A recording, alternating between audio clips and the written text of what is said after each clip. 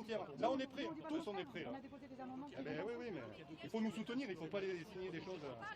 Hier, je rencontrais le président de la République avec l'ensemble des syndicats agricoles et j'en attendais rien. Je vous avais dit que je pensais que c'était une immense mascarade, mais en fait, on est au-delà de ça, au-delà de la déception. Si on y va, c'est parce qu'on y croit et parce qu'on est là pour porter la parole de tous les collègues qui sont au bout du rouleau. On représente des milliers et des milliers et des milliers de gens et donc si on y va, c'est pour défendre les collègues. C'est pour ça qu'on est obligé d'aller voir le président de la République parce que toute l'année, quand on fait des actions, des manifestations, tout ce qu'on veut, le but c'est d'être entendu par les pouvoirs publics pour obtenir des choses, pour sauver des fermes, pour sauver des vies en fait. Parce que je vous rappelle quand même qu'il y a un paysan qui arrive à se tuer tous les 2 jours et qu'il y en a 4 ou 5 qui essayent tous les jours.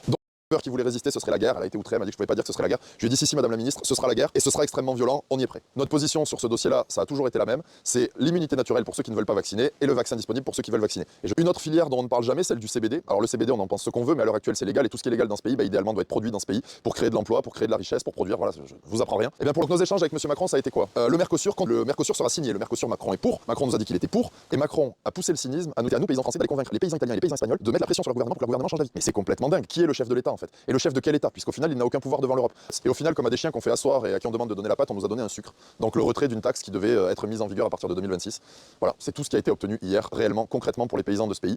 Et le Mercosur arrive, c'est sûr à 100%, ça vient de la bouche du président de la République. Tous les gens qui nous écoutent rendent que le jour où on perd la souveraineté alimentaire définitivement, on est pieds et poings liés et le peuple n'aura plus jamais son mot à dire sur rien. Il va falloir nous rejoindre, il va falloir vous battre, il va falloir faire des choses, mais là l'État nous méprise et va nous crever.